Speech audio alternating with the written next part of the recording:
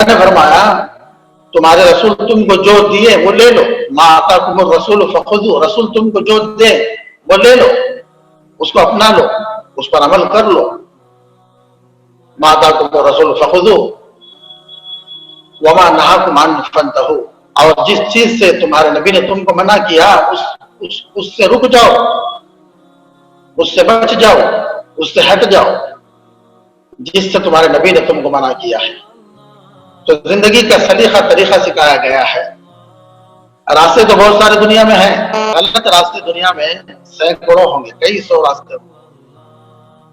इसलिए कुरान में अल्लाह कह रहे हैं इहदिना सिरातल मुस्तकीम, हम दुआ ये करते हैं कि अल्लाह सीधे रास्ते पर चला, सीधा रास्ता एक ही है, इसलिए हम कहते हैं कि अल्लाह सीधे रास्ते पर चला, रास्तों पर चला नहीं है, रास्ते पर चला, सीधा रास्ता एक ही है। गलत रास्ते कई आपको दुनिया में मिलेंगे, कदम कदम पर एक रास्ता आज नजर आ रहा है जो गुमराही की तरफ, नाराजगी की तरफ, गुनाहों की तरफ, नाफरमानी की तरफ और शैतानियत की तरफ और हराम की तरफ और मुश्तबहात की तरफ ले जाने वाले रास्ते हैं। गलत रास्ते तो कई मिलेंगे, सीधा रास्ता एक है, जो एक सीधा रास्ते पे चलेगा गलत हर रास्ते तो बच जाएगा। जाहिर बात है दो रास्ते पे तो आदमी चल नहीं सकता, आदमी तो एक ही रास्ते पे चलेगा। जब वो एक रास्ते को पकड़ लेगा सीधे रास्ते को, वो खुद ब खुद हर गलत रास्ते से, दीगर तमाम हर रास्ते से बच जाएगा, हर रास्ते से बच जाएगा।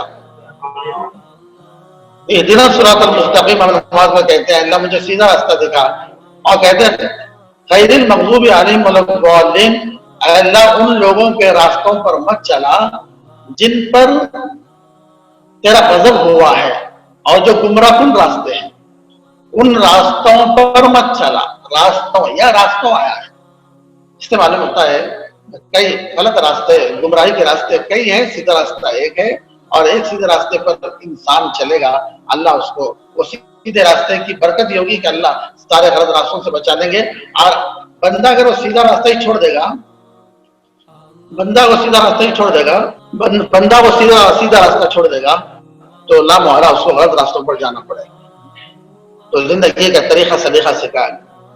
अब जिंदगी के तरीके सलीके में क्या काम करने के क्या काम नहीं करने के हैं, ये बहुत लंबा सबक है।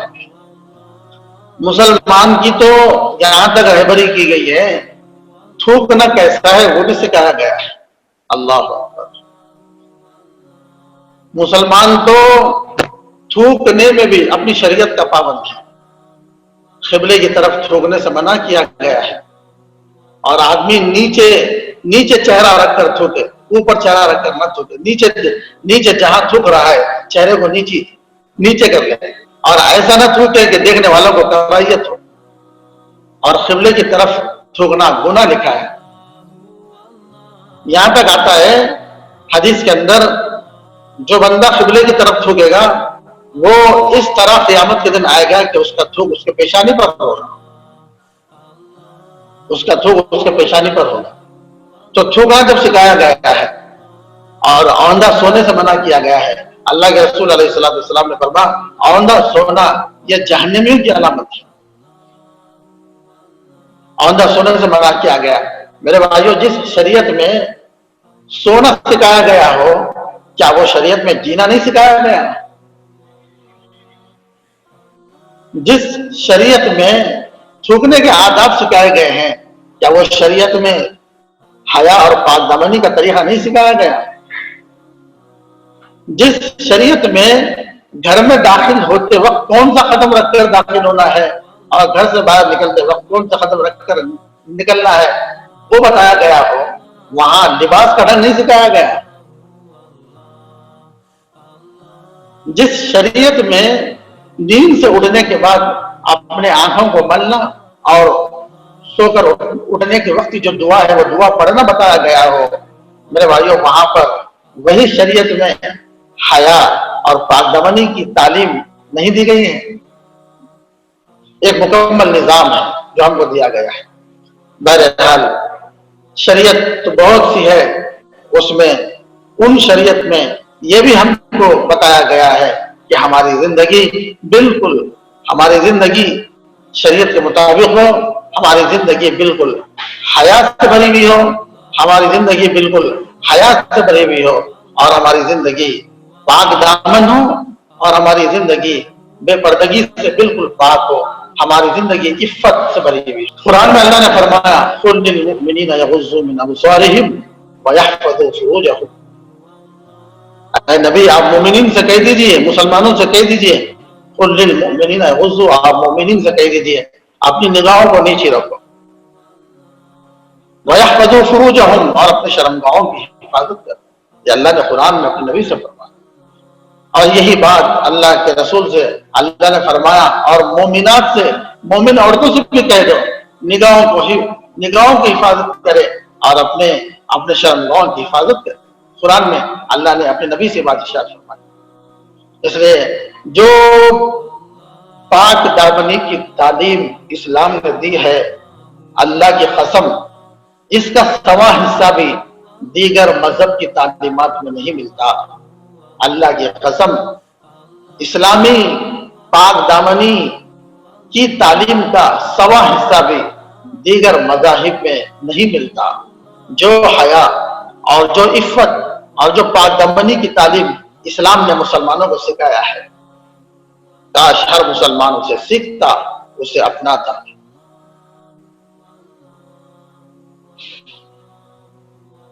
خود ہمارے نبی کا حال یہ ہے، اللہ کے رسول جو نبی رہبر ہیں، رہنما ہیں، انسانوں کی طرف ایک پیغام لے کر آئے ہیں، دین لے کر آئے ہیں، اس نبی کی زندگی میں حیا کے پہلو کا حال یہ تھا، حیا داری کا یہ حال تھا، عفت کا یہ حال تھا۔ صحابہ فرماتے ہیں جب اللہ کے رسول علیہ السلام جب راستے سے گزرتے تھے تو ایسے گزرتے تھے جیسے جوان لڑکی بھی اتنی حیا سے نہیں چلتی جس طرح ہمارے نبی راستے سے گزرتے تھے۔ اللہ کے نبی کی تعلیم میں امت کی عورتوں کو، جوان لڑکی یا عورتیں گھر سے باہر نکلے تو اس طرح راستے سے گزرے، کونے کونے سے گزرے، کنارے سے گزرے، سرے راستے سے، بیچ راستے سے نہ گزرے، کنارے سے جائے، بالکل کونے سے جائے۔ صحابیات کا حال یہ تھا، جب نبی نے بات ارشاد فرمائی تو صحابیات اتنی کونے سے جاتے تھے کہ ان کے لباس دیواروں کو لگتے تھے، اتنی کونے سے وہ چلتے تھے، اتنی کونے سے وہ چلتے تھے۔ عائشہ رضی اللہ، حضرت فاطمہ رضی اللہ تعالیٰ عنہ سے اللہ کے نبی نے ایک مرتبہ سوال کیا، عورت کے لیے سب سے زیادہ حیا کی بات کیا ہے؟ عورت کے لیے سب سے زیادہ حیا کی بات کیا ہے؟ فاطمہ رضی اللہ تعالیٰ عنہ نے فرمایا، حیا کے لیے، عورت کے لیے حیا کی سب سے بڑی بات یہ ہے کہ نہ کوئی غیر محرم اس عورت کو دیکھے اور نہ عورت کسی غیر محرم کو دیکھے، نہ کوئی مرد اس عورت کو دیکھے اور نہ وہ عورت کسی مرد کو دیکھے۔ اللہ کے نبی کی بیویاں بیٹھی ہوئی ہے، عبداللہ ابن مکتوم آ گئے، نابینا ثابت ہے، آنکھ نہیں تھے، نابینا تھے، اللہ کے نبی کی بیویاں بیٹھی وہ آ گئے۔ اللہ کے رسول علیہ السلام نے اپنی بیویوں سے کہا تم اندر چلی جاؤ۔ نبی کی بیویوں نے کہا اللہ کے رسول عبداللہ ابن مکتوم جو ہے وہ تو نابینا ہے، ان کو نظر ہی نہیں آتا۔ اللہ کے نبی نے فرمایا وہ تو نابینا ہے لیکن تم تو بینا ہو، وہ نہیں دیکھ سکتے، تم تو دیکھنے والی ہو، تم کو تو نظر آتا ہے۔ اس لیے مرد آدمی کا عورت کو دیکھنا گناہ ہے اور عورت کا مرد کو دیکھنا بھی گناہ ہے اور عورت کا اپنا چہرہ دکھانا گناہ ہے۔ مرد آدمی کو دیکھنے کی خواہش زیادہ ہے، اس لیے اللہ نے فرمایا نیچے دیکھ کے چلو۔ عورت کو دکھانے کی خواہش زیادہ ہے، مرد دیکھنا چاہتا ہے، اس لیے اللہ نے فرمایا نیچے دیکھ کے چلو، یغضوا من ابصارہم۔ اور عورت خود کو ظاہر کرنا چاہتی ہے، خود کو دکھانا چاہتی ہے، اللہ نے فرمایا پردے میں آنا، پردے میں آنا۔ یدنین علیہن من جلابیبہن، یدنین علیہن من جلابیبہن، یعنی عورتیں باہر نکلتے وقت ایسا پردہ اختیار کریں، عورتیں باہر نکلتے وقت ایسا پردہ اختیار کریں، جلوہ کہتے ہیں، ایسی اوڑھنی، ایسا نقاب ڈالیں جو سر سے پیر تک ہو۔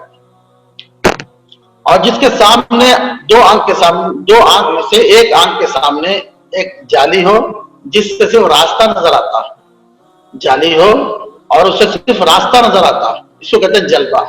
یا ایھا النبی، اللہ نے قرآن میں فرمایا اپنے نبی سے، یا ایھا النبی قل للمؤمنین، یا ایھا النبی قل لازواجک وبناتک ونساء المؤمنین یدنین علیہن من جلابیبہن۔ اے نبی آپ اپنی بیویوں سے، اپنی بیٹیوں سے کہہ دیجئے اور امت کی عورتوں سے بھی کہہ دیجئے جب وہ گھر سے باہر نکلیں تو جلبہ اوڑھ کر نکلے، پہن کر نکلے۔ جلبہ وہ چادر ہے جو سر سے پیر تک، جس سے تالو سے تلوے تک کا حصہ ڈھکا ہوا ہو اور صرف راستہ دیکھنے کے لیے ایک چھوٹی سی جالی ایک آنکھ کے سامنے ہو جس سے وہ اپنا راستہ دیکھ کر چل سکتی ہے۔ یہ پاک دامنی کی زندگی اسلام نے سکھایا ہے۔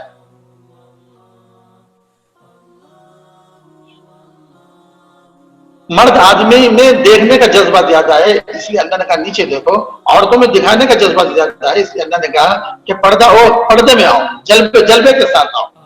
وَلَا يُبْدِينَ زِينَتَهُنَّ إِلَّا مَا ظَهَرَ مِنْهَا، اللہ نے فرمایا زینت کے مقام کے علاوہ کے مقام کو تم ظاہر مت کرو۔ گھر کے اندر کی بات چلتی ہے، جو مقام زینت ہے اس کے علاوہ کے مقامات کو تم ظاہر کرتے ہو، زینت کے مقام کو بھی ظاہر نہیں کر سکتے۔ اللہ کے رسول کے بارے میں آتا ہے، صحابہ فرماتے ہیں اللہ کے نبی کا تو حال یہ تھا، نبی جو راستے سے گزرتے تھے تو ایسے گزرتے تھے جیسا جوان لڑکی بھی اتنی شرم و حیا کے ساتھ نہیں چلتی جتنا ہمارے نبی حیا کے ساتھ راستے سے چلتے تھے۔ اور نبی کیسے چلتے تھے؟ نبی ایسے چلتے تھے کہ نبی کی نگاہیں نیچے ہوتی تھی، یہ اللہ کا حکم ہے نیچے دیکھ کے چلو، اوپر کیا ہو رہا ہے دنیا میں اللہ کو معلوم ہے۔ قرآن جب اترا ہے اللہ کو علم تھا قیامت تک اوپر کیا ہوگا، اوپر نگاہیں کی جائے گی تو کیا ہوگا، نظریں اٹھائی جائے گی تو کیا ہوگا۔ آج بازاروں میں نظر جاتی ہے تو گناہ کے بغیر واپس نہیں آ سکتی۔ نبی جو چلتے تھے نگاہیں نیچے رکھ کر چلتے تھے، اور نبی ایسے چلتے تھے جیسے نشیب سے فراز کی طرف آیا جا رہا ہے، چڑھاؤ سے اتار کی طرف آیا جا رہا ہے، جیسے چڑھاؤ سے اتار کی طرف آیا جا رہا ہے، نشیب سے فراز کی طرف آیا جا رہا ہے۔ اونچائی سے ڈھلان کی طرف جو آتے ہیں تو کس طرح آدمی اپنے قدم کو مضبوط رکھتا ہے اور اپنے سینے کو تھوڑا جھکاتے ہوئے اوپر سے جب نیچے کی طرف اتار پر آتے ہیں، اس طرح نبی علیہ الصلوۃ والسلام کا چلنا ہوتا تھا، اس طرح نبی کا چلنا ہوتا تھا، اتنی حیاداری کے ساتھ نبی چلا کرتے تھے۔ یہ اسلام نے سکھایا۔ کہتے ہیں عورت کا پردہ ایسا ہو کہ دیکھنے والے کو نہ عورت کی عمر کا پتہ چلے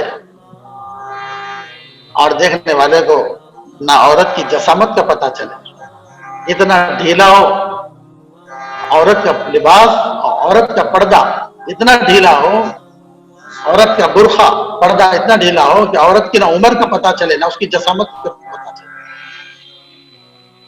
کوئی اور طریقہ ہوتا تو اسلام ہائٹ کو بھی چھپا دیتا، قد کو بھی چھپا دیتا۔ اسلام تو عورت کا سایہ بھی چھپانا چاہتا ہے، لیکن قرآن میں کہا یہ فتنہ ہے۔ ان کید الشیطان کان ضعیفا ان کیدکن عظیم۔ اللہ کے رسول نے فرمایا فتنہ ہے، ما ترکت بعدی فتنۃ الا النساء، میں نے عورت کے علاوہ کوئی فتنہ دنیا میں نہیں چھوڑا۔ لوگ چہرہ دکھانے چھپانے پر بحث کرتے ہیں، اسلام تو یہ چاہتا ہے کہ عورت کے سائے کو بھی چھپا دیا جائے۔ فاطمہ رضی اللہ تعالیٰ عنہ گھر میں آئی، اللہ کے رسول علیہ السلام نے فرمایا فاطمہ سے کہ دیکھو فاطمہ، کوئی ابھی ایک ضعیفہ گھر میں داخل ہوئی ہے، کوئی ضعیفہ گھر میں داخل ہوئی ہے۔ اللہ کے نبی نے فرمایا اللہ کے رسول کوئی ضعیفہ گھر میں داخل نہیں ہوئی، کوئی بوڑھی اور کوئی ضعیف خاتون گھر میں داخل نہیں ہوئی۔ اللہ کے نبی نے فرمایا ابھی میں نے دیکھا ایک ضعیف عورت گھر میں داخل ہوئی ہے۔ پھر فاطمہ نے کہا اللہ کے رسول ایسی بات نہیں ہوئی، کوئی بوڑھی تو گھر میں داخل نہیں، میں باہر گئی تھی اور میں گھر کے اندر آئی۔ بات یہ معلوم ہوئی فاطمہ رضی اللہ تعالیٰ عنہ تھی وہ جس کو نبی نے ضعیفہ کہا تھا۔ فاطمہ کا برقع اور فاطمہ کی چادر ایسی تھی، دیکھنے والے یہ خیال کرتے تھے کہ کوئی بوڑھی عورت جا رہی ہے، یہ ہے اسلام کی پاک دامنی. جس خاتون کو باپ خود اپنا باپ نہ پہچان سکا تو وہ خاتون کو دوسرا نامحرم بازار کا کیا پہچانتا, کیا اس کی عمر کو جانتا, جبکہ خود والد محترم ہی کو پتہ نہیں چلا کہ کس عمر کی عورت گھر میں داخل ہوئی ہے. تو اسلام ایسا پردہ چاہتا ہے جس کے اندر عمر کا بھی پتہ نہ چلے, جسامت کا بھی پتہ نہ چلے. عورت کا پردہ ایسا ہو اس پردے کو دیکھ کر نگاہیں ہٹ جائے. پردہ ایسا نہ ہو کہ وہ پردے کی وجہ سے اس پردے کو دیکھنا پڑے. آج برقعوں کی وجہ سے اور عورتوں کو دیکھنا پڑ رہا ہے. حالانکہ پردہ ایسا ہو کہ پردہ خود نگاہوں کو واپس کر دے. وہ پردہ ایسا ڈھیلا ہو کہ پردہ خود نگاہوں کو ہٹا دے. وہ پردہ خود نگاہوں کو ہٹا دے. آج کا جو برقع ہے اس برقعے پر ایک اور برقعے کی ضرورت ہے. آج کا جو پردہ ہے وہ پردے پر ایک اور پردے کی ضرورت ہے. عورت لباس پہنتی ہے, لباس کے اوپر برقع پہنتی ہے. وہ برقع جو ہے وہ برقع ہے جس برقعے کو عورت نے اپنی طرف سے چنا ہے. اب اس پردے پر, اس برقعے پر وہ برقع پردہ پہننا بھی ضروری ہے جس کو شریعت نے چنا ہے. ایسا برقع ہو, ایسا پردہ عورت کا. یہ پاک دامنی تو اللہ کے رسول علیہ السلام نے خود اس کا سبق دیا ہے. ایک صحابیہ نے اللہ کے رسول علیہ السلام کو خط لکھا اور کہا, خط لے کر صفیہ بنت امیہ رضی اللہ عنہ, غالباً یہی ہے صفیہ بنت امیہ, اور یوں کہا, صفیہ بنت امیہ نے کہا کہ اللہ کے رسول میں آپ کے ہاتھ پر ہاتھ رکھ کر بیعت کرنا چاہتی ہوں. میں آپ کے ہاتھ پر ہاتھ رکھ کر بیعت کرنا چاہتی ہوں. اللہ کے رسول علیہ السلام نے فرمایا میں کسی عورت کو ہاتھ نہیں لگاتا. اللہ کے نبی جو عورتوں کی بیعت لیا کرتے تھے تو عورتیں پردے میں ہوتی تھی, اللہ کے نبی زبانی بیعت لیتے تھے. حالانکہ ساری امت کی عورتیں نبی کی بیٹی کی درجے میں ہیں. انا بمنزلۃ الوالد کا, اللہ کے نبی فرمایا میں تمہارے باپ, میں درجے میں تمہارے باپ کی طرح, میں تمہارے باپ کے درجے میں ہوں, میں تمہارے باپ کے درجے میں ہوں. اللہ کے نبی فرمایا, اور ساری امت نبی کے اولاد کی طرح ہے. اللہ کے نبی نے فرمایا میں کسی عورت کو ہاتھ نہیں لگاتا. نبی جب بیعت لیتے تھے تو بس پردے کے پیچھے عورتوں کو بٹھاتے تھے, نبی بیعت لیتے تھے. اللہ کے علاوہ ہم کسی کی عبادت نہیں کریں گے. اللہ کے ساتھ کسی کو شریک, اس بات پر بیعت کرو, اللہ کے علاوہ ہم اللہ کے ساتھ کسی کو شریک نہیں کریں گے. اللہ کے علاوہ کسی کی عبادت نہیں کریں گے. ہم جھوٹ نہیں بولیں گے, ہم زنا نہیں کریں گے, ہم سود نہیں کھائیں گے. فلاں بیعت ہوتی تھی. ساری باتوں میں نبی بیعت لیا کرتے تھے, اور عورتوں کی بیعت نبی پردے میں لیا کرتے تھے. عائشہ فرماتی ہے رضی اللہ تعالیٰ عنہ, اللہ کے نبی ساری زندگی میں کسی عورت کو ہاتھ تک نہیں لگایا. اللہ کے نبی ساری زندگی میں کسی عورت کو ہاتھ تک نہیں لگایا. عائشہ فرماتی ہے رضی اللہ تعالیٰ عنہ, اللہ کے نبی نے فرمایا جو لڑکا لڑکی آپس میں ہاتھ ملاتے ہو کل قیامت کے دن ان کے ہاتھوں میں انگارے رکھے جائیں. کل قیامت کے دن ان کے ہاتھوں میں انگارے رکھے جائیں. اللہ کے رسول علیہ السلام نے فرمایا جو لڑکا لڑکی تنہائی میں ہوتے ہیں, لڑکا لڑکی جو دونوں تنہائی میں ہوتے ہیں, تیسرا وہ شیطان ہوتا ہے. پھر حدیث میں ہے اللہ کے رسول علیہ السلام نے فرمایا لڑکا لڑکی جب تنہائی میں گفتگو کرتے ہیں, تنہائی میں ہوتے ہیں, تیسرا وہ شیطان ہوتا ہے. اور کرتا کیا ہے, لڑکا لڑکی دونوں جب تنہائی میں ہوتے ہیں, تیسرا وہ شیطان ہوتا ہے. اللہ کے نبی نے فرمایا وہ تیسرا جو شیطان ہوتا ہے وہ دونوں کو وہ بے حیائی پر اکساتا ہے. حدیث میں وہ دونوں کی شرمگاہوں میں پھونکتا ہے. اللہ کے رسول علیہ السلام نے فرمایا عورتیں شیطان کی جال ہیں. اللہ کے نبی علیہ السلام نے فرمایا نگاہیں شیطان کی تیروں میں سے ایک تیر ہے اور عورتیں شیطان کی جال ہیں. اللہ کے رسول نے فرمایا, اللہ کے رسول علیہ السلام نے فرمایا ما ترکت بعدی فتنۃ الا نساء, میں نے عورت کے علاوہ کوئی فتنہ نہیں چھوڑا.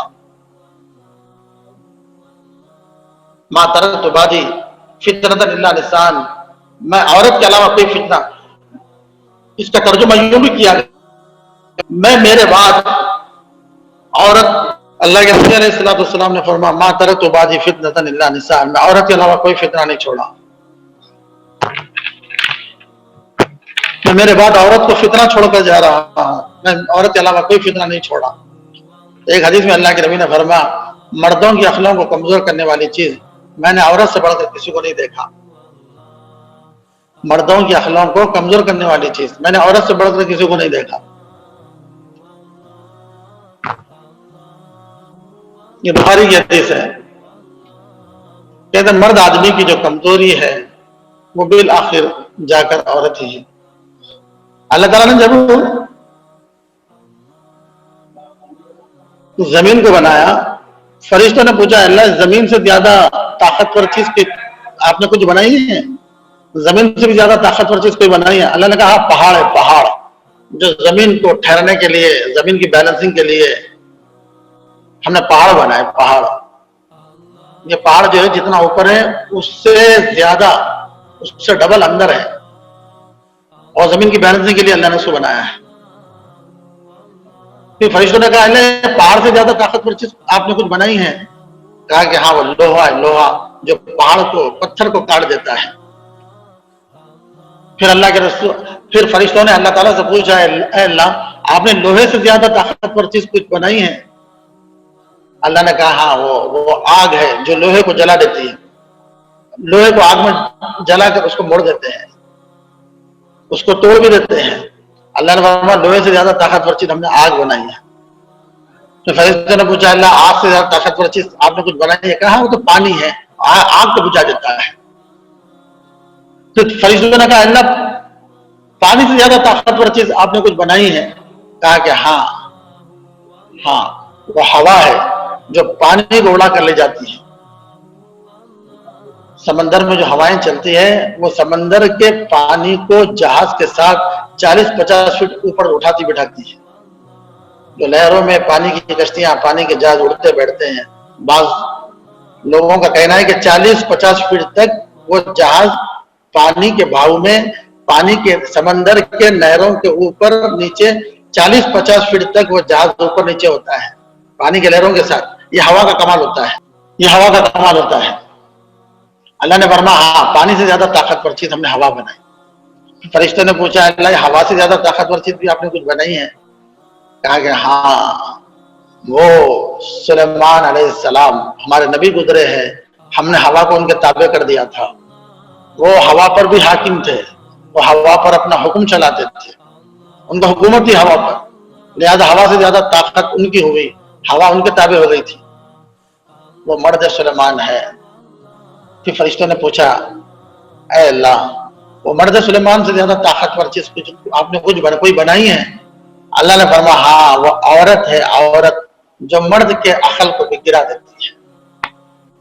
ہاں وہ عورت ہے جو مرد کے عقل کو معاف کر دیتی ہے۔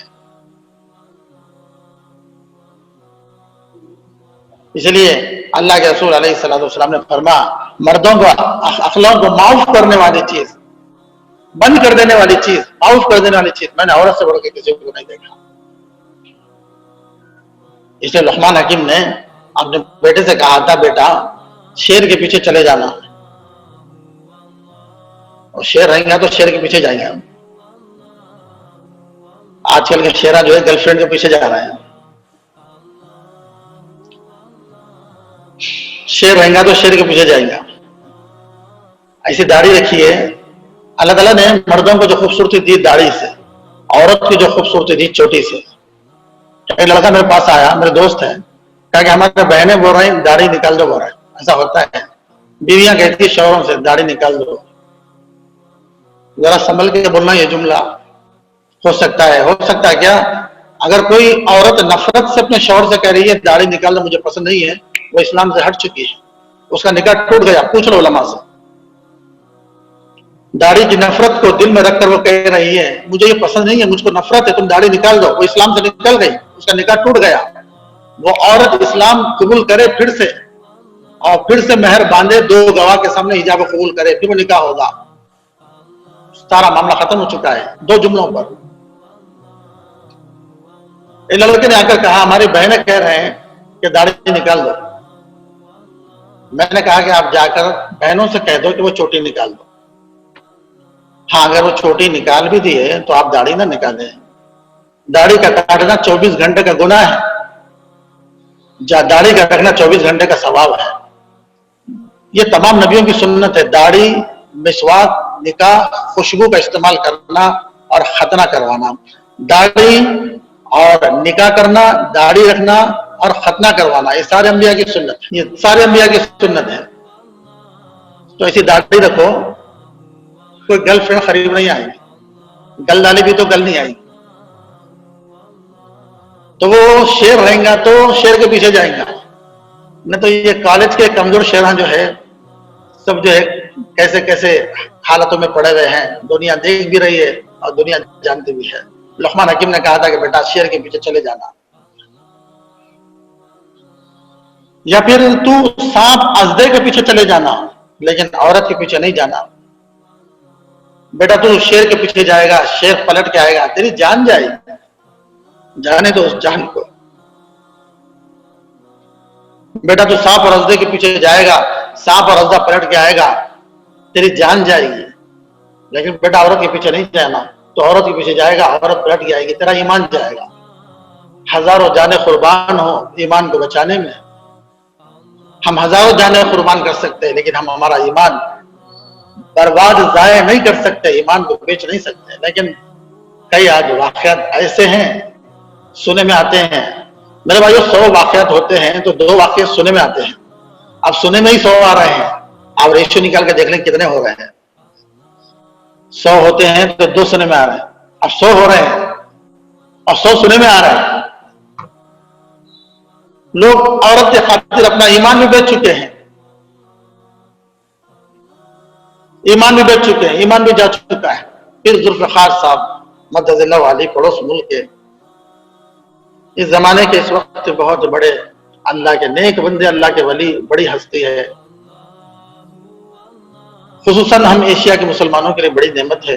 इन्होंने वाकई अपनी किताब में हजरत लिखा है, एक मौज़िन साहब आज़ान देने के लिए मस्जिद के ऊपर मीनारे पर चढ़े, मस्जिद के ऊपर मीनारे पर चढ़े, बाजू ईसाई लड़की पर नजर पड़ी, फरिफ्ता हो गए, दिल बदल गया और दिल आ गया। अब वो मौजूद साहब उस ईसाई लड़की पर फरिफ्ता हुए, नीचे उतरे और आए, ईसाई लड़की के बाप से कहा कि मैं तुम्हारी बेटी से निकाह करना चाहता हूं। उस ईसाई बाप ने कहा कि तुम मुसलमान हो और हम ईसाई है, जब मजहबी नहीं मिलता तो रिश्ता कैसे होता। तो उन मौजिन साहब ने कहा कि मैं आपकी बेटी के खातिर इस्लाम छोड़ने के लिए तैयार हूं, निकाह के खातिर इस्लाम छोड़ने तैयार हूं। औरत ने इस्लाम छोड़ा दिया। उस बाप ने कहा जब आप बेटी के लिए अपना मजहब छोड़ने तैयार है, तुम ऐसे आदमी पर अपनी बेटी छोड़ने भी तैयार है, बेटी देने तैयार। चलो चलकर बात करते हो। तो ऊपर खड़ी है, ऊपर चढ़ रहे थे, हजरत ने लिखा अपनी किताब में, उस मौजिन का पैर फिसला वहीं पर और वो नीचे गिरा, बस वहीं मरा, वहीं इंतकाल हो। खुदाई मिला न विसाल सनम, इधर कह रहे ना उधर कह रहे। मेरे भाइयों 3 बड़े बड़े नुकसान हैं, 3 बड़े नुकसान। आज जो दुनिया अपनी हैसियत को खो रही है, इस शहवत और ख्वाहिशात के गुनाहों में पड़कर अपनी हकीकत, अपनी हैसियत और अपने कीमती जौहर को और अपनी जिंदगी की सलाहियत और कमाल को बर्बाद कर रही है औरत की वजह से। और इस दुनिया की बेपर्दगी, बेहयाई में मुब्तला होकर अपनी इंसानियत को तबाह कर रहे हैं और अपने दीन और ईमान को भी खराब कर रहे हैं। मेरे भाइयों इससे 3 बड़े नुकसान है। सबसे पहला नुकसान यही है कि आदमी का ईमान खराब होगा। अभी जो मैंने वाकया कहा, बेटा शेर के पीछे चला जाना, अजदे सांप के पीछे जाना, औरत के पीछे नहीं जाना, औरत के पीछे जाएगा ईमान जाएगा। देखो ईमान चला गया मोदी साहब का। और दूसरा नुकसान सेहत खराब, जिस्म खराब, दिमाग सोच खराब। मेरे नबी का फरमान है, सेहत कैसे खराब, सेहत कैसे खराब होगी, सेहत कैसे खराब होगी। मेरे नबी का फरमान है, मेरी उम्मत जब ज़कात रोक लेगी, अल्लाह बारिश को रोक लेंगे। जो मुसलमान आज ज़कात रोके हुए हैं, वो ज़कात का जो 2.5% अपने पैसे का 2.5%, अपनी जमीन की कीमत का 2.5%, اپنے سونے کی قیمت کا 2.5% جو اللہ نے فرض کیا ہے وہ تمہارا نہیں ہے، وہ غریبوں کا حق ہے جو تم چھین کر سلب کر کر کھینچ کر کھا رہے ہو، وہ غریب کا حق ہے، وہ آپ کا نہیں ہے۔ قبضہ کر کر سلب کر کر کھینچ کر لا کر کسی کا پیسہ کھاتے ہیں، وہ اپنا 2.5% نہیں ہے، وہ تو کھینچ کر لا کر کھانے کے برابر، وہ غریب کا حق ہے، دے دو اس کا حساب کرو اپنے جائیداد کا، اپنے سونے کا، اپنے چاندی کا، اپنے مالوں کا۔ میرے نبی کا فرمان ہے جب میری امت زکات روک لے گی اللہ بارش کو روک لے گا۔ پھر نبی نے آگے فرمایا جب میری امت میں بے حیائی عام ہو جائے گی تو بیماریاں بھی عام ہو جائیں گی۔ دوسرا گناہ، دوسرا نقصان بے پردگی کا، بے حیائی کا، کہ اللہ بیماریوں کو عام کر دے۔ عورت کے ذریعے سے اللہ امتحان لیتے ہیں اور بیماریوں کے ذریعے سے اللہ انتقام لیتے ہیں، بدلہ لیتے ہیں۔ آج دنیا میں ایسے ہی ہو رہا ہے، عورت کے ذریعے سے امتحان ہو رہا ہے انسانوں کا، اور پھر بیماریوں کے ذریعے سے اللہ پوری دنیا میں انتقام لے رہے ہیں، بدلہ لے رہے ہیں۔ بیماریاں آتی ہیں بے پردگی سے، مصیبتیں آتی ہیں بے پردگی، بے حیائی سے، عریانیت سے، جب اللہ ناراض ہو جاتے ہیں۔ اور میرے بھائیوں، اللہ بے حیائی پر بہت زیادہ ناراض ہوتا ہے، یاد رکھیے گا اس بات کو۔ دیگر گناہ پر اللہ جتنے ناراض ہوتے ہیں اس سے بہت زیادہ ناراض اللہ بے پردگی پر، بے حیائی پر، عریانیت پر، ننگے پن پر ہوتا ہے۔ مکہ المکرمہ میں 13 سال تک شرک و کفر چلتا رہا، عبادت خانے میں، کعبۃ اللہ میں بت کھڑے تھے، لوگ عبادت کرتے تھے، لیکن اللہ نے کوئی عذاب نازل نہیں کیا تھا۔ وہی بنی اسرائیل میں، موسیٰ علیہ السلام کی قوم بنی اسرائیل میں پہلا زنا ہوا، اللہ کا عذاب اسی وقت آ گیا تھا۔ اللہ نے اپنے مقدس مکان میں، بیت اللہ میں کفر و شرک کو بھی دیکھا اور برداشت کیا، لیکن اللہ نے بنی اسرائیل میں پہلا زنا ہوا، بدکاری کو اللہ برداشت نہیں کیا، فوراً عذاب لا چکے تھے، فوراً عذاب آ چکا تھا۔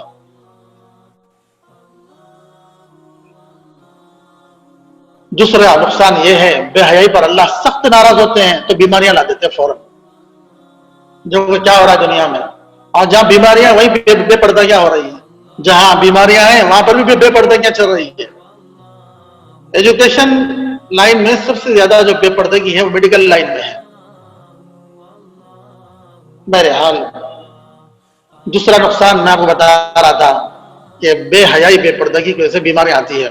ابوبکر رضی اللہ تعالیٰ عنہ سب سے پہلا خطبہ دیا ہمارے نبی کے انتقال وفات کے بعد، خلیفہ اول کا خطبہ اول جو ممبر سے ہوا، ابوبکر نے فرمایا ہے لوگوں، چوری کی وجہ سے دنیا میں جو عذاب آتا ہے وہ چوروں کی حد تک رہتا ہے، سود خوری کی وجہ سے دنیا میں جو عذاب آتا ہے وہ سود خوروں کی حد تک ہی رہتا ہے، جھوٹ بولنے کی وجہ سے جو عذاب دنیا میں آتا ہے وہ جھوٹوں کی حد تک رہتا ہے۔ پھر اسی طرح نماز چھوڑنے کی وجہ سے جو عذاب آتا ہے وہ بے نمازیوں کی حد تک رہتا ہے، اسی طرح گناتے گئے۔ پھر کہا کہ بے حیائی کی وجہ سے دنیا میں جو عذاب آتا ہے وہ صرف بے حیا لوگوں کی حد تک نہیں رہتا، وہ تو سب کو، اچھے برے نیک بد سب کو اپنے اندر لے لیتا ہے۔ اور بے حیائی کی وجہ سے جو عذاب دنیا میں آتا ہے وہ بیماریاں ہیں، وہ کمزوریاں ہیں، وہ دل دماغ کا بند ہو جانا بھی ایک بیماری ہے، اپنے آپ کو کمزور سمجھ بیٹھنا بھی ایک کمزوری ہے، اپنے آپ کو بیمار تصور کر کے چپ ہو جانا بھی ایک بڑی بیماری ہے۔ یہ دو میں نے آپ سے کہا، ایک عورت کی وجہ سے ایک جو نقصان ہوتا ہے آدمی ایمان سے بھی ہاتھ دھو بیٹھتا ہے، دوسرا جو نقصان ہے وہ بیماریوں میں اللہ تعالیٰ اس کو مبتلا کر دیتے ہیں، اور تیسرا جو نقصان ہے انسان اپنے زندگی کے ٹارگٹ کو کھو دیتا ہے، ختم کر لیتا ہے۔ جو عورت والے گناہ میں پڑتا ہے وہ اپنے ایم آف آور لائف، اپنی زندگی کا جو مقصد ہے، ٹارگٹ آف آور لائف، اپنی زندگی کا جو ٹارگٹ ہے وہ ختم ہو جاتا ہے۔ ایک من پسند چیز میں آدمی پڑ جاتا ہے، اب اس چیز کے پیچھے کہاں جاتا ہے جہاں اس کو محنت اور وہاں اس کو ٹف راستے سے گزرنا ہے۔ جس چیز کو دل چاہ رہا ہے، جس کے اوپر دل مر رہا ہے، اور وہاں انسان جو ہے سب کچھ لگا رہا ہے، تو اب وہ دل اس چیز کی طرف کہاں جائے گا جہاں نفس کے خلاف کئی کوششیں کھڑی ہوئی ہے، محنتیں کھڑی ہوئی ہے، جہاں نفس کے لیے بہت ساری دیواریں کھڑی ہوئی ہے، اب وہ نفس وہاں کہاں جائے گا؟ علی فرماتے رضی اللہ تعالیٰ عنہ، جب علی فرماتے ہیں رضی اللہ تعالیٰ عنہ، جب آدمی اپنی من پسند چیز کو دیکھتا ہے تو اس کے انجام سے بے فکر ہو جاتا ہے، انجام سے بے فکر ہو جاتا ہے۔ عورت سے تیسرا نقصان یہ ہے، زندگی کا ٹارگٹ ختم۔ اسی کو مرزا غالب نے کہا تھا، عشق مجازی نے ہم کو نکما کر دیا غالب، ورنہ ہم بھی آدمی کام کے تھے، ورنہ ہم جو یہ کاموں میں پڑے گا کسی کام کا نہیں رہے گا۔ میرے بھائیوں، جو عورت سامنے آتی ہے، کتابوں میں لکھا ہے 2 حصے آدمی کے عقل کے کام نہیں کرتے، 2 حصے عقل کے 2 حصے آدمی کے کام نہیں کرتے۔ مان لو 66% عقل کام نہیں کرتی، شہوت اور عقل 2 پڑلے ہیں۔ جب آدمی شہوت کی حالت میں ہوتا ہے تو عقل کمزور، اور عقل اس وقت زور پر ہوتی ہے جب شہوت بالکل کمزور ہوتی ہے۔ یہ 2 پڑلے ہیں، ایک اونچائی پہ ہے تو ایک ڈھلان پر ہے، اور ایک ڈھلان پہ آ جائے گا دوسرا کمزوری پہ، اور دوسرا عروج پہ ہوگا۔ جب ایک عروج پر ہوگا تو ایک ڈھلان پر ہوگا، ادھر والا عروج پر ہوگا تو پہلے والا ڈھلان پر ہوگا۔ یہ 2 پڑلے کی طرح ہے، ایک اوپر ہوگا تو نیچے ہوگا۔ ہر گناہ کے سامنے میرے بھائیو عقل کام کرتی ہے، عورت کے سامنے عقل کام نہیں کرتی۔ اور کسی گناہ کا آج امت پر اتنا تقاضا نہیں ہے جتنا عورت والے گناہ کا تقاضا ہے، اور رہے گا بھی۔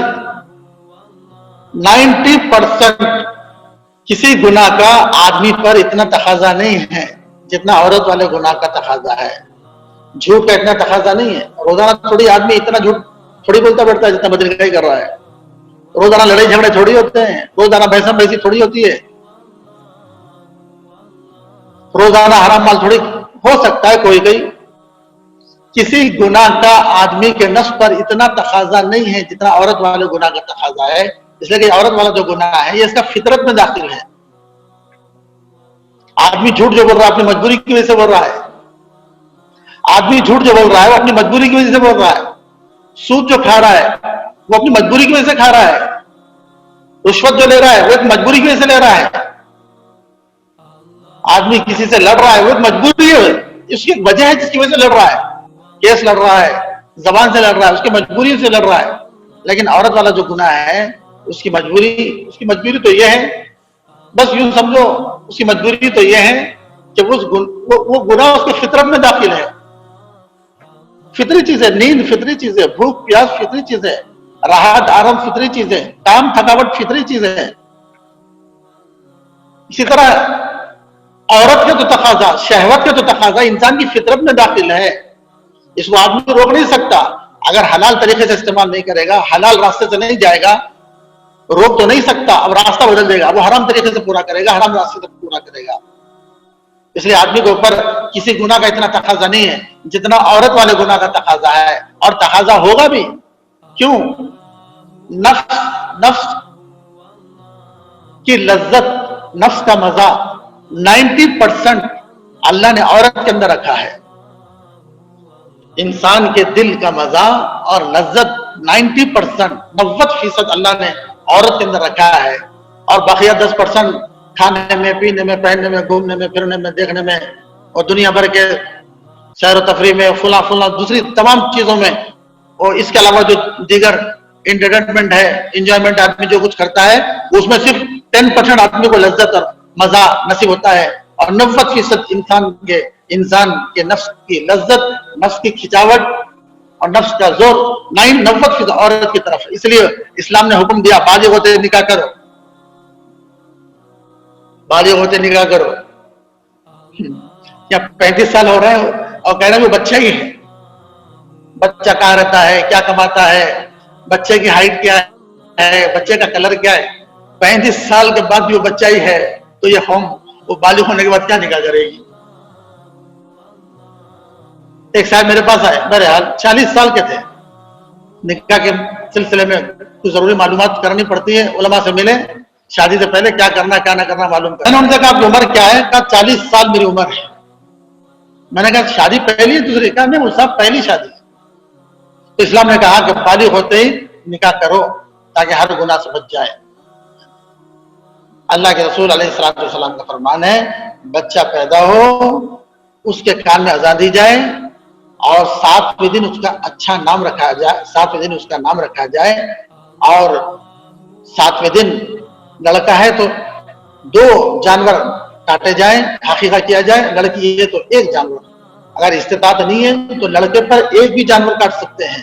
اللہ کے نبی ختنہ کا حکم دیا گیا، ترغیب دی گئی اسلام میں۔ پھر اس کے بعد جب بچہ بڑا ہو اللہ کے نبی نے فرمایا بچے کو حسن ادب سکھاؤ، طریقہ سلیقہ سکھاؤ، اس کی تربیت کرو۔ میرے نبی کا فرمان ہے، اللہ کے نبی نے فرمایا باپ کی طرف سے بچے کو جو تحفہ دیا جاتا ہے، جو گفٹ دیا جاتا ہے، اس سے بہتر باپ کی طرف سے بیٹے کو ملنے والا اس سے بہتر کوئی تحفہ نہیں ہے کہ اس کی اچھی تربیت کی جائے۔ پیدا کرنا کمال نہیں ہے، انسان کا پیدا کرنا کمال نہیں ہے، سب سے بڑا کمال تو یہ ہے کہ بیٹے کو انسان بنائے، یہ سب سے بڑا کمال ہے۔ پھر اللہ کے نبی فرمایا 7 سال کی عمر میں لڑکے کو نماز کا حکم دیا جائے۔ پھر اللہ کے رسول علیہ السلام نے فرمایا 10 سال کی عمر میں بستر الگ کر دیا جائے۔ بھائی بہن ہے، اگر بہن 10 سال کی عمر کو پہنچ گئی، بھائی چھوٹا ہے تو بستر الگ، بہن چھوٹی ہے بھائی بڑا ہے 10 سال کی عمر کو پہنچ گئی تو بستر الگ، یہ نبی کا فرمان ہے، اس پر عمل کرنا ورنہ نقصان بھگتو گے۔ پھر اللہ کے نبی نے فرمایا جب لڑکا بالغ ہو جائے، لڑکا لڑکی بالغ ہو جائے، بلوغ کو پہنچ جائے، لڑکا لڑکی پھر بالغ ہو جائے، بلوغ کو پہنچ جائے، اللہ نے فرمایا جب بالغ ہو جائے لڑکا اس کا نکاح کر دیا جائے۔ اللہ کے رسول علیہ السلام نے فرمایا جب لڑکا بالغ ہو جائے تو نکاح کر دیا جائے۔ نکاح اس لیے اسلام نے اس لیے کہا کہ یہ گناہ فطری گناہ ہے، یہ تقاضا فطری تقاضا ہے۔ بھوک آدمی کب تک برداشت کرے گا، پیاس کو کب تک برداشت کرے گا؟ ناشتے کی بھوک آپ صبح 7 بجے اٹھے ہیں تو ناشتے کی بھوک آپ کو 7 بجے سے لگ رہی ہے، 8 بجے تک آپ برداشت کریں گے، 9 بجے تک برداشت کریں گے، 10 بجے تک، 11 بجے تک، 12 بجے تک، 1 بجے تک، 2 بجے تک، 3 بجے تک روزہ رہتے نا، 4 بجے تک، 5 بجے تک، 6 بجے تک۔ اب تو آپ کو ناشتہ کرنا ہی ہے۔ ناشتے کی جو بھوک لگنا شروع ہوئی ہے، آپ 4 گھنٹے 5 گھنٹے میں آپ ناشتہ آپ کو کرنا ہی کرنا ہے۔ اسی طرح بالغ ہونے کے بعد جو خواہشات اور شہوت کی بھوک شروع ہوتی ہے اس کو کہاں تک برداشت کرتے ہوئے جاؤ گے؟ 35 سال تک، 34-33 سال تک وہ بلوغ کی بھوک کو برداشت کرتے ہوئے آپ رہ سکتے ہیں بغیر گناہ کے؟ جب بھوک لگتی ہے، کھانے کی بھوک لگتی ہے، اسے کھانا نہ ملا تو آدمی چرا کے کھانے پر مجبور ہو جاتا ہے۔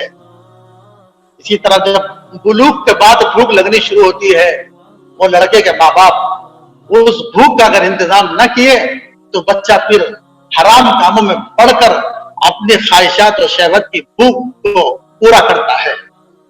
اس لیے اسلام کہتا ہے بالغ ہونے کے ساتھ ہی نکاح کر دیا جائے۔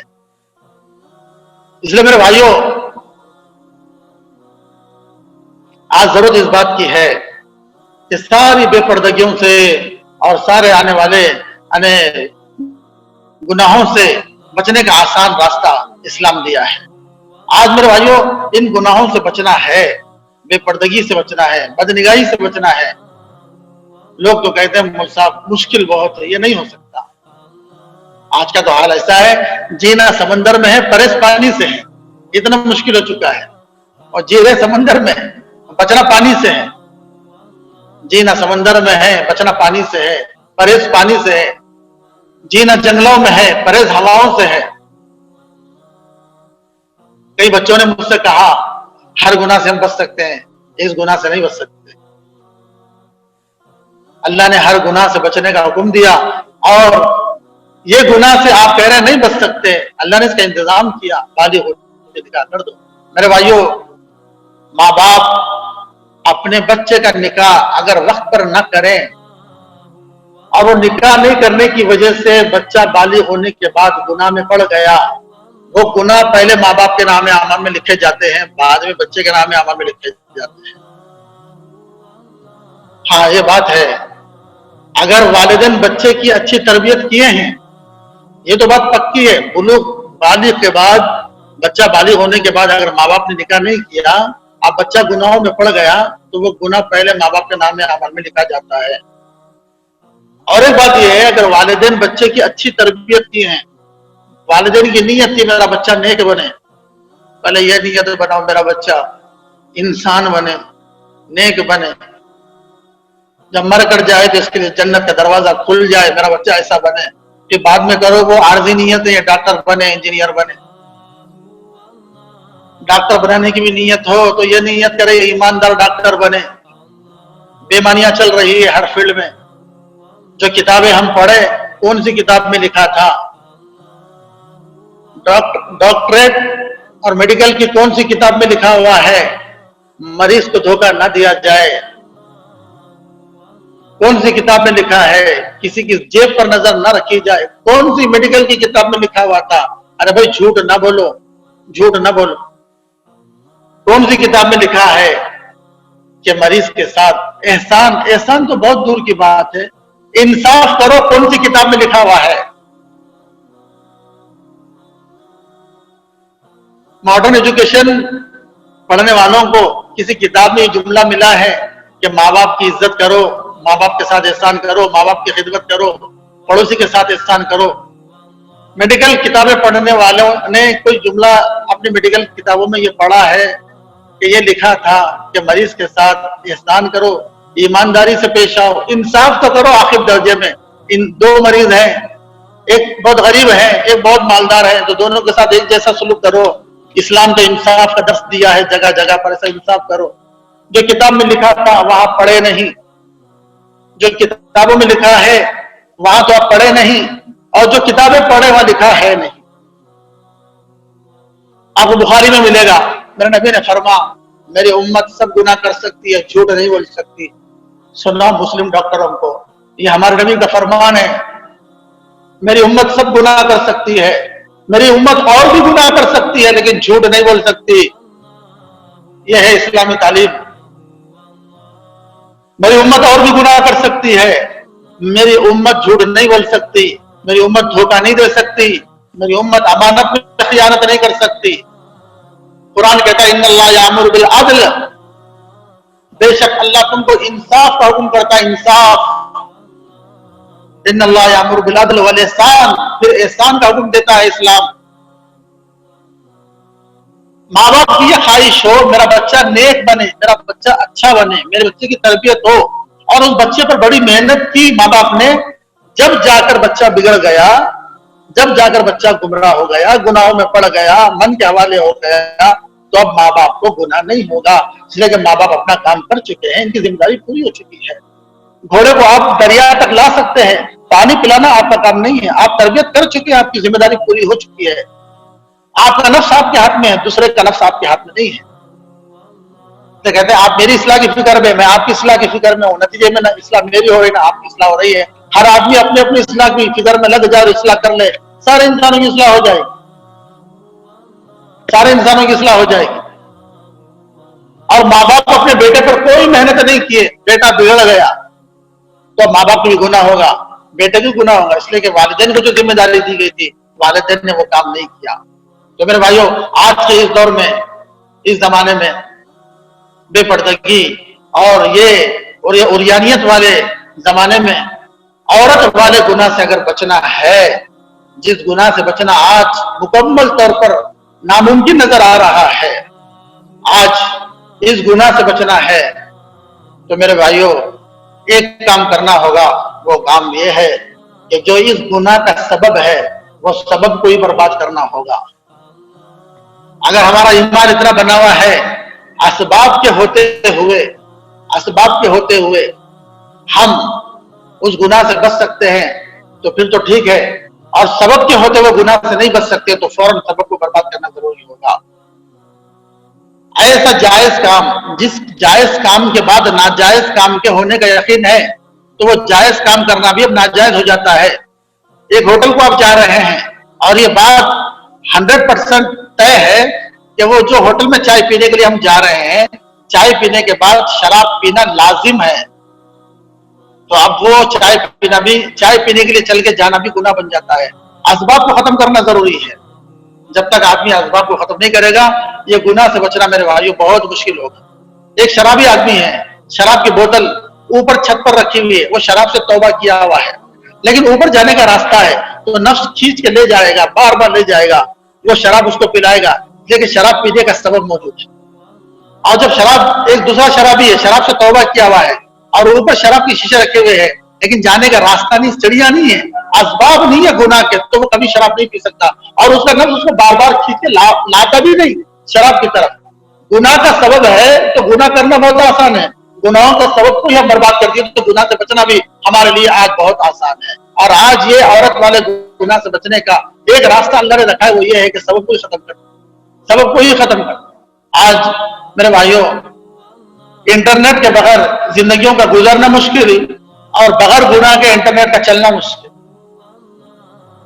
انٹرنیٹ کے بغیر زندگیوں کا چلنا آج مشکل ہو گیا اور بغیر گناہ کے انٹرنیٹ کا کھلنا ہی مشکل ہو گیا، بغیر گناہ کے انٹرنیٹ کا استعمال اور چلنا مشکل ہو گیا۔ تو اس اعتبار سے اس گناہ سے بچنے کے لیے سبب سے بچنا ضروری ہے، اس کا سبب سے بچنا ضروری ہے۔ اللہ کے رسول علیہ السلام نے فرمایا، اذا لم تستحی فاصنع ما شئت، جب تمہارے اندر حیائی نہ ہو پھر جو چاہے وہ کر۔ حیا سب سے بڑی دولت دی گئی ہے۔ حیا ایمان کا جز ہے، ایمان کا خاصہ ہے، ایمان کا جز ہے، ایمان کا خاصہ ہے۔ حیا، الحیاء شعبۃ من الایمان، اللہ کے نبی نے فرمایا حیا ایمان کا ایک شعبہ ہے۔ جہاں ایمان نہیں وہاں بے حیائی ہے، جہاں ایمان ہے وہاں حیا ہوگی، وہاں حیا ہوگی۔ اس لیے اللہ کرے کہ اللہ مجھ کو، آپ کو، ہم تمام کو اللہ پاک کے رسول سے زیادہ عمل کرنے کی توفیق نصیب فرمائے۔ اللہ ان رمضان کی برکتوں سے اور ان رمضان کی وجہ سے اللہ ان تمام باتوں پر عمل کرنے کی توفیق نصیب فرمائے، اور اللہ تعالیٰ اس رمضان کو ذریعہ بنا کر ہم سب کی مغفرت کا اعلان فرمائے۔ اللہ ہم کو آخرتیں اور شب قدر جیسی دولت سے مالا مال فرمائے، اور اللہ ہم کو عید کی خوشیاں، آخرت کی خوشیاں نصیب فرمائے۔ وآخر دعوانا الحمدللہ رب العالمین۔